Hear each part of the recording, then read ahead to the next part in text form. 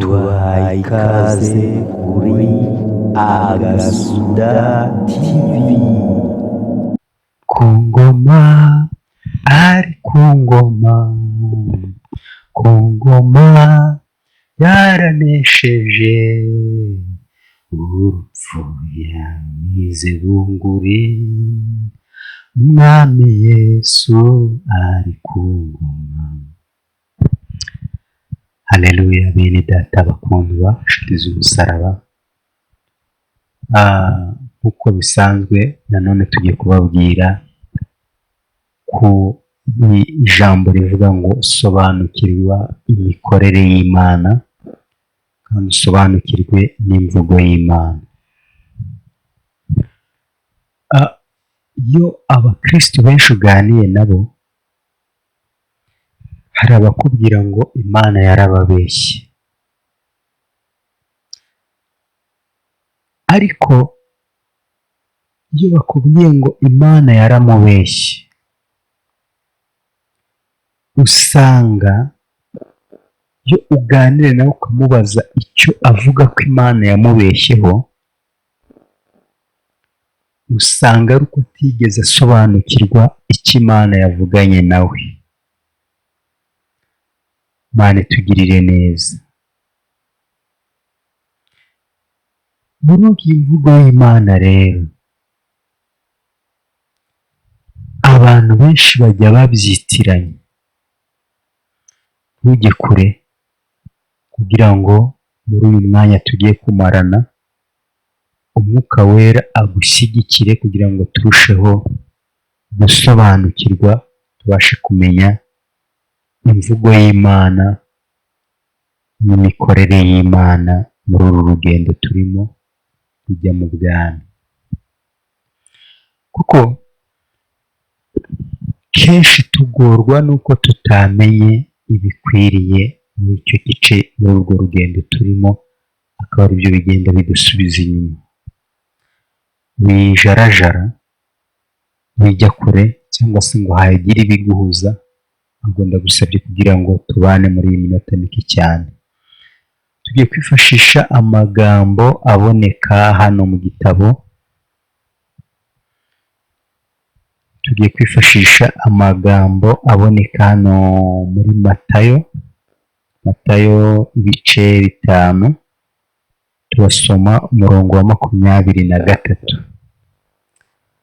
Hari amagambo avuga ngo, nuko nujyana ituro ryawe ku gicaniro, ukahibukira mwene so ko afite icyo mupfa, usiga ituro ryawe imbere y'igicaniro, ubanze ugende wikiranure na mwene so, uhereko ugaruke uture ituro ryawe.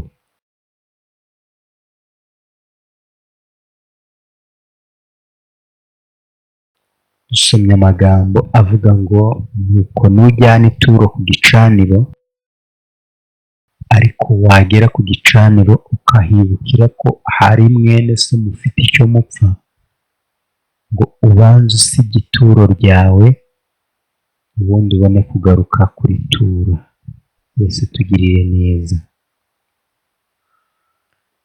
Mbese ibi bishatse kuvuga iki? Mu byanditswe byose dusoma, icyo Imana ishaka kutugaragariza, Imana irashaka kutwereka ko ntabwo icyo ikeneye ari imirimo y'amaboko yacu, ahubwo icyo ikeneye ni umucyo uva muri twe, usohoka usanga abantu. Bivuga ngo iri turo nta gaciro rigira mu gihe ugifite mwene so wabereye umwijima. Iri turo ntacyo rimaze mu gihe cyose ufite mwene so wabereye umwijima cyangwa se wabereye umutego. Mana tugirire neza. Ubwo twatangiye kwinjira kandi n'urangara uratakara, kandi muri uku gutakara kwawe cyakora kubw'amahirwe ushobora gusubiza inyuma, ariko bishobora kutagukundira bitewe n'umwanya uraba ufite. Rero mu mvugo y'Imana cyangwa se mu cy'Imana twifuzaho, ndifuza ko wowe nanjye twerekana kwera kw'Imana mu badakijijwe. Ariko niba njyewe nawe tuterekana kwera kw'Imana mu badakijijwe, bakagombye kutureberaho bakifuza kumera nkatwe. Iyo umuntu yize amashuri agakora akazi keza kakamuhesha amafaranga, yarangiza akiyitaho akambara neza, mbese akaba umuntu uhagaze neza, abantu benshi bahita bahombokera mu kwiga ibyo ngibyo yize, bitewe n'uko nabo baba bashaka kumera nkawe. None mu rugendo rujya mu bwami cyangwa se muri uru rugendo, muri uyu muhamagaro w'agakiza, n'iki wamurika imbere yawe abantu bashobora kureba barangiza bagahimbaza Data wo mu ijuru? Ni iki abantu bashobora kureba bakifuza kujya mu rugendo rw'agakiza, bakifuza kuba abakristo? Mana tugirire neza. Ese ntabwo muri wowe harimo guhimbaza Imana, ariko hari icyo upfa na mugenzi wawe? Hari inzitizi ugifite imbere ya mugenzi wawe, mugenzi wawe akigucira urubanza, mugenzi wawe akibabazwa n'ibyo wamukoreye? Banza usubire inyuma, wikiranure n'uwo muntu kuko arimo arakurega. Yakubonye urimo guhimbaza, nta kindi ahita avuga, ahita avuga ngo njyewe Imana y'uriya ntikaba Imana yanjye. Buriya hari ikintu cyatumye Nawomi bariya bakazana be bemera ko uriya mukazana we Rusi yemera kujyana nawe, nuko hari imbuto yamwereye bituma yifuza kuzajya kureba icyo gihugu cyamwigishije uwo muco. Ari nayo mpamvu abantu benshi batagikunda kujya mu nsengero, nuko ababa muri izo nsengero, buriya niyo mpamvu Pawulo yavuze ngo nimutora abadiyakoni mugomba kureba abantu bameze gutya, abantu bameze gutya, kuba buzuye umwuka wera. Ariko icyo amadini y'ubu ntabwo ari cyo muri kurebaho, muri kuzimiza itorero, muri kuzimiza abera b'Imana, mwibwira ngo muri kububaha. Murubaka ama-etaje menshi, insengero murazikorera isuku, ariko niba mudasubiye mu byanditswe byera, muri kubaka gehinomu aho kubaka insengero zo gukirizamo abantu. Mana itugirire neza. Uyu rero aravuga ati kubw'imirimo myiza nakubonyeho wowe mabukwe, ntabwo nshaka kugusiga kubera ko umuco wawe nabonye utandukanye n'uw'iki gihugu cyacu cy'Imowabu. None njyewe mpisemo kujya gushaka uriya muco wawe. Nicyo cyatumye avuga ngo Imana yawe niyo izaba Imana yanjye. ubwoko bwawe buzaba ubwoko bwanjye, kubera ko nabonye inzira mugenderamo ari nziza cyane, nanjye nifuje kunyura muri iyo nzira. Haleluya! Ni ukuvuga ngo umukristo yakagombye kurebwa n'abanyamahanga bakifuza icyo gihugu ari kujyamo, bakifuza iyo nzira ari kujyamo, bakifuza uwo murimo ari gukora. Ariko niba uri umukristo, abantu ntibakumbura icyo gihugu urimo kujyamo, ahubwo ukirukanga ukambara amakoti, ukambara amashati meza, ukambara imikenyero myiza, ariko inyuma yawe banza wikiranure n'ukurega. Icyo ni cyo Imana iha agaciro. Ntabwo Imana iha agaciro ko wahagereye ku gihe, ntabwo Imana iha agaciro ko wabize ibyuya byinshi, ntabwo Imana ishimishwa n'uko watanze amaturo manini cyane, ahubwo icyo Imana ishaka ni uko waharuriye inzira abandi bari inyuma batari baza muri urwo rugendo. Mwene data mukundwa, uri guharura inzira bingana iki kugira ngo abandi bayinyuremo? Cyangwa ahubwo aho uri kunyura uri gusiga amahwa inyuma yawe, ufite ishyari ry'abagukurikiye?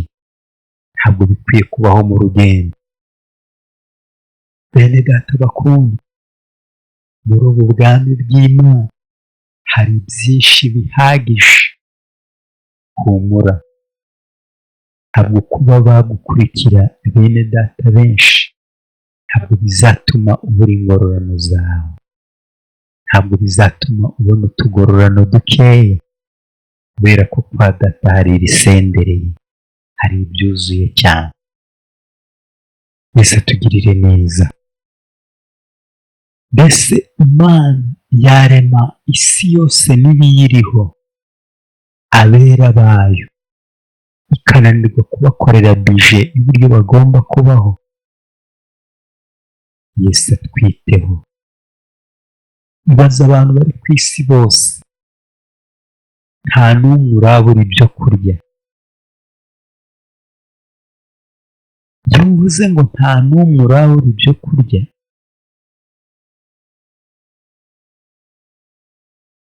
si uko nibagiwe ko hari ababurara, ariko muri abo baburara ibuka ko hari n'abamena ibyo kurya. Bivuga ngo ba bandi bamennye ibyo kurya bya wa muntu waburaye wabuze icyo arya. Icyo cyumvira ngo uracyumvise. None aho muri icyo gihugu tujyamo, buri wese azahabwa ibihwanye n'uko angana. Mbese nta kwiganyira kuzabaho, kubera ko uzaba ufite ibiguhagije.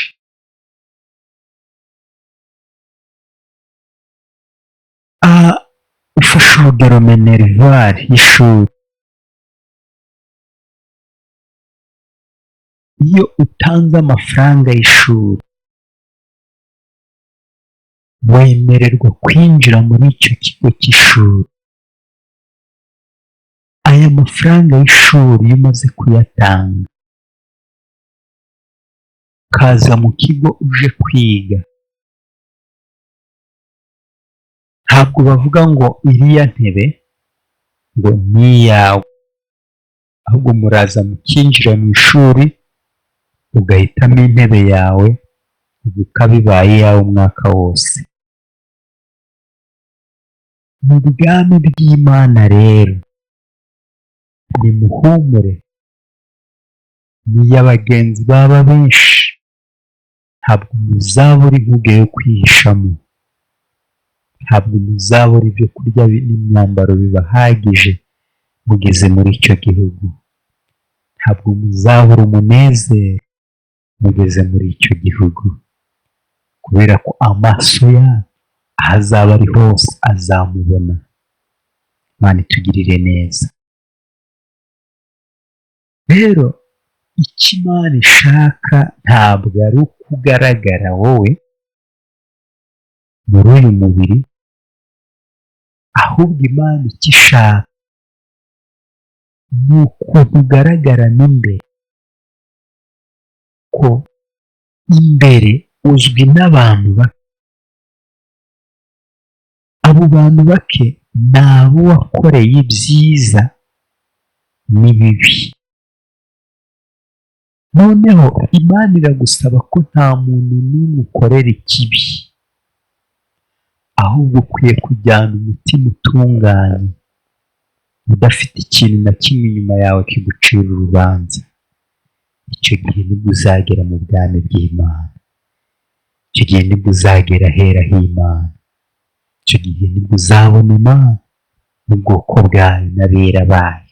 Icyo gihe nibwo uzicarana nabo, kuko uzaba ufite uzaba nta kintu na kimwe kigucira urubanza. Nta bantu na bamwe bari kwitotomba kubera wowe, ariko niba hari abari kwitotomba kubera wowe, mu rugendo rwawe uracyafite ikibazo. Banza usubire inyuma, banza wicare witekerezeho, ukore plan y'uburyo ugomba kwikiranura na bariya bantu abari gukomeza urugendo, nibwo urugendo rwawe ruzagira agaciro. Imana itugirire neza. Banza usubire inyuma, wikiranure n'abakurega n'abo mufitanye ikibazo, urugendo rwawe ruzagira agaciro. Icyo turifuza ko muba abakristo nyakuri, mukaba abakristo batari indyarya, abakristo badafite icyo batinya cy'uyu mubiri, ahubwo batinya ko batumviye Imana. Ko batumviye Imana, turifuza ko uba umukristo wumvira Imana. Twifuza ko uba umukristo ukijijwe neza, uhagaze neza. Ntabwo dushaka wa mukristo wibitseho ibintu ariko atibitseho iby'ubwami bw'Imana, atibitseho ubugingo, uwo ntacyo amaze. Icyo yakora cyose,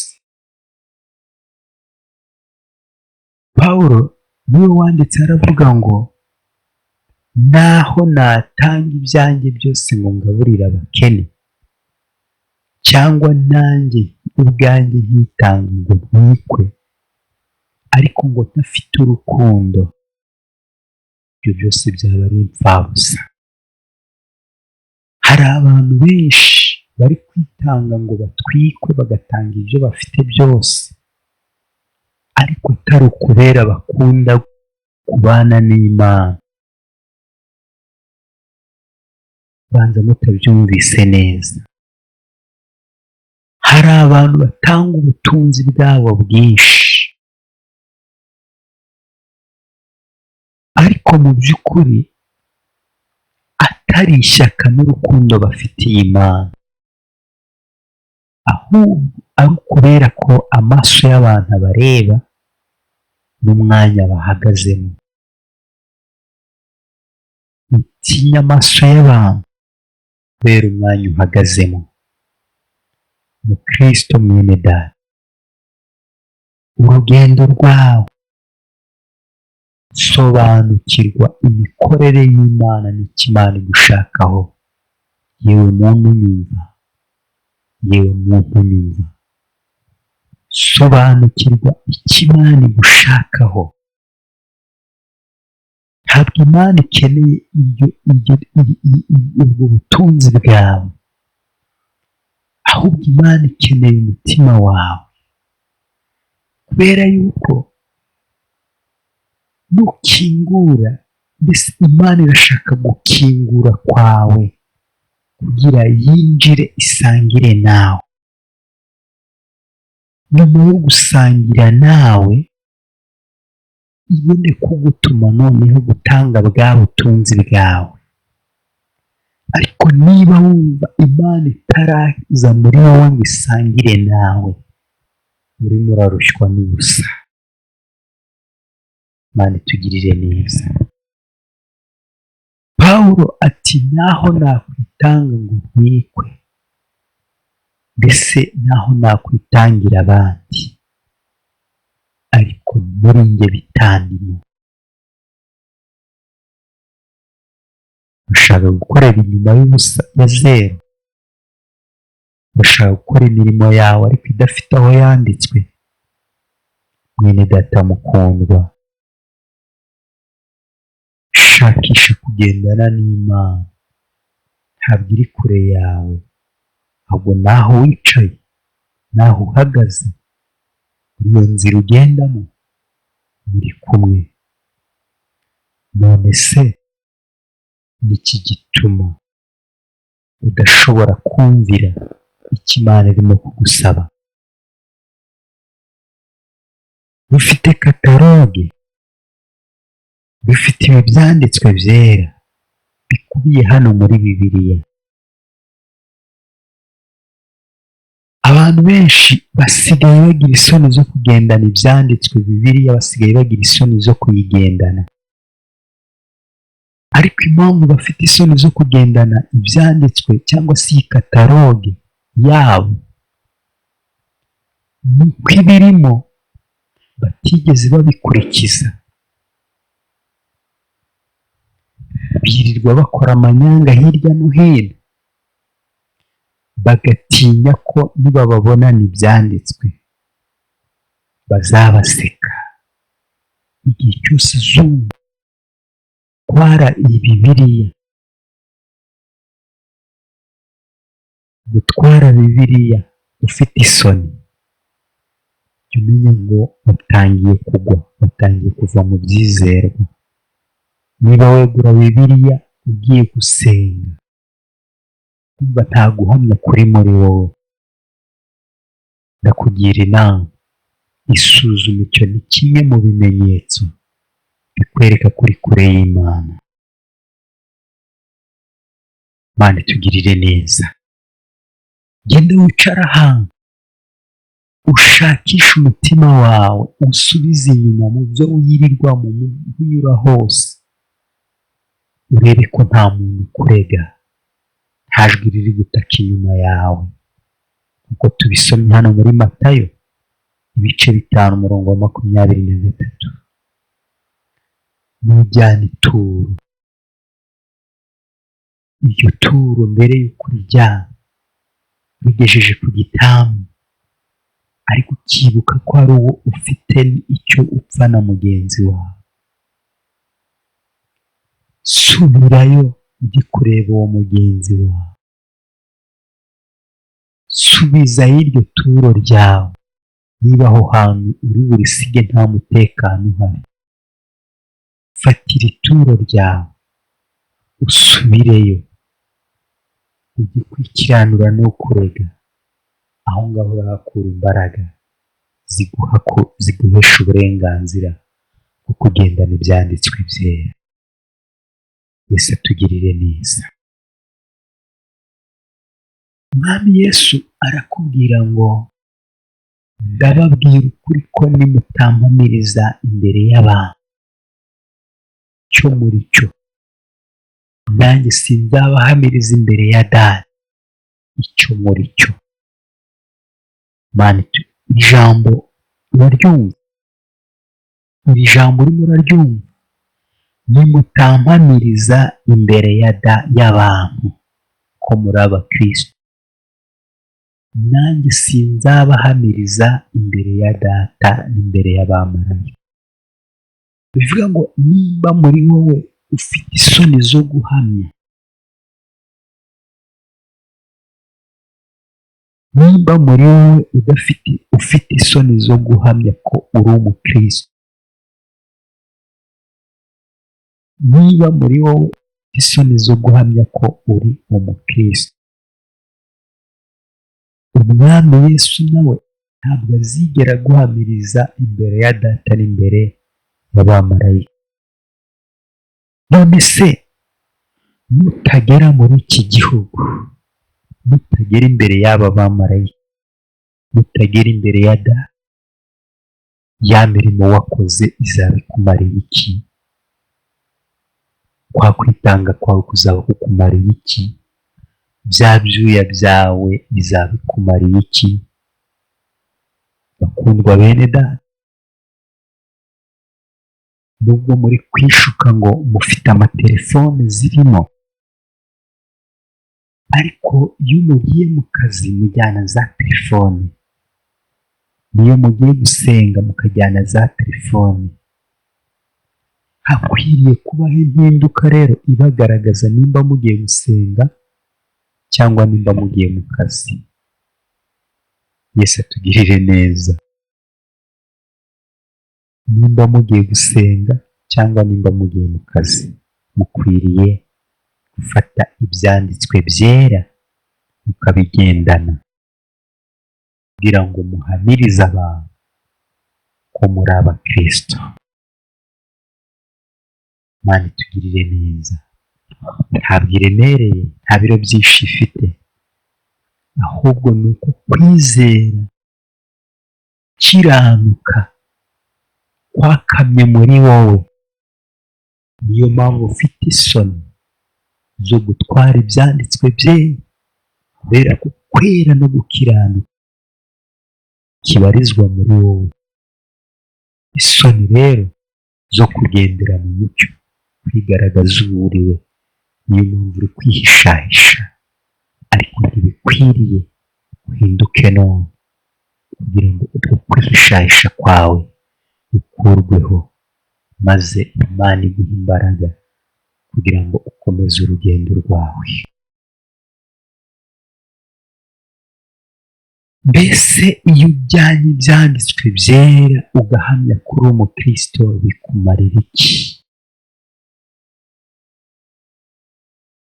Mu rugendo havamo imbaraga duhabwa ziva ahantu hatandukanye.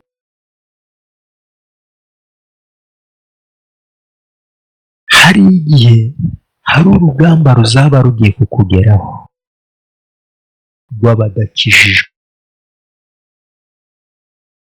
Ibi byanditswe byera nubigendana,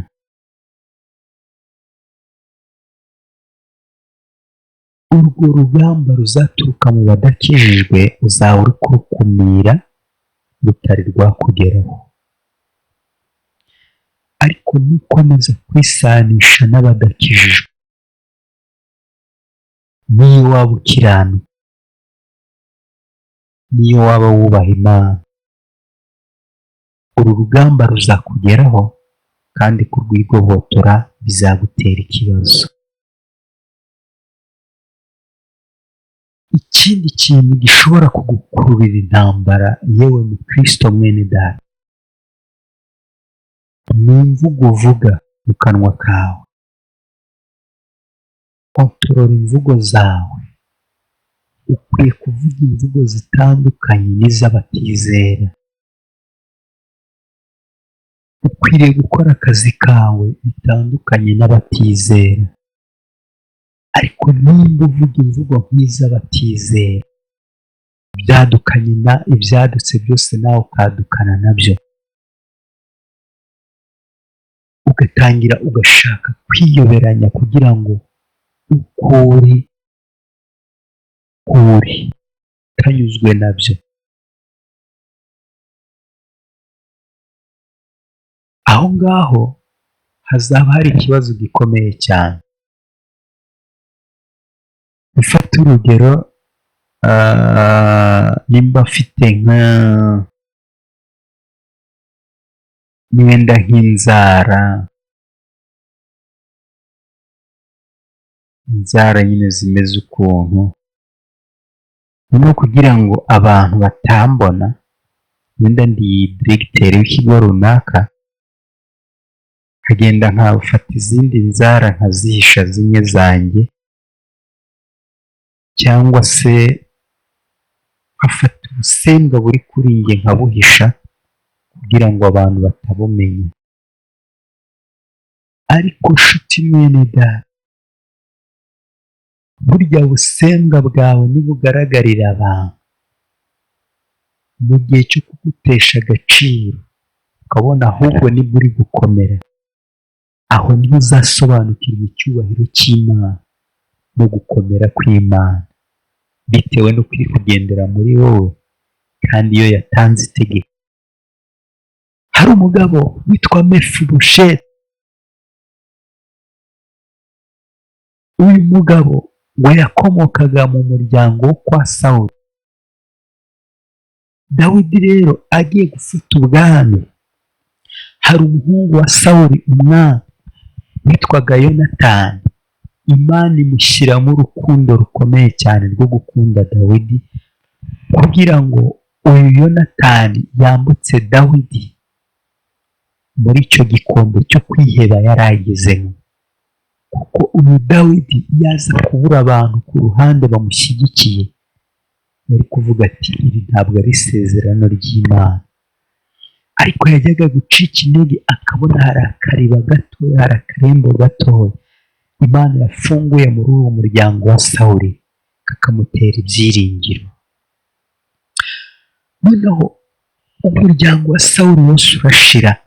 Dawidi amaze gufata ubwami aravuga ngo mbese nta muntu yibutse urukundo rwa Yonatani n'ineza yamugiriye. Aravuga ngo mbese nta muntu wo mu muryango wa Sawuli ngo mugirire neza ku bwa Yonatani. Kugira neza kw'Imana iyo kukugezeho, inenge zawe ahubwo zihinduka ishema,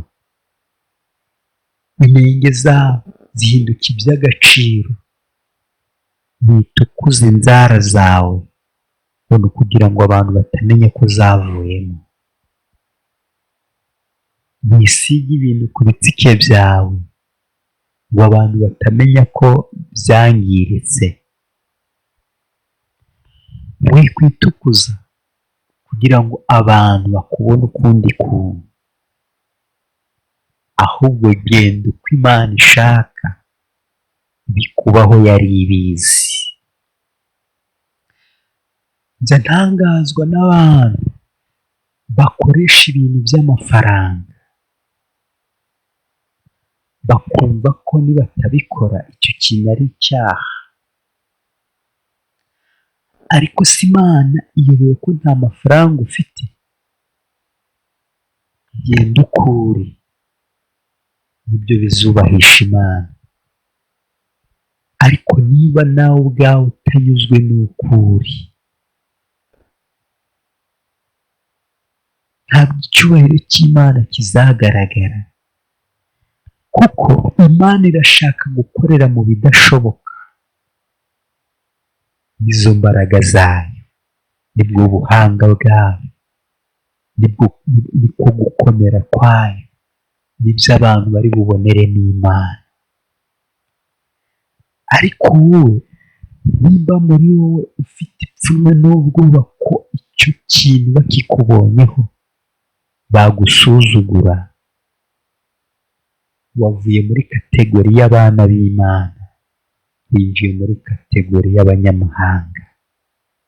Abanyamahanga barangwa n'ubwibone, barangwa n'ubwesikoro, barangwa n'uburiganya, kandi ibyo nabyo ni mu gice cy'uburiganya.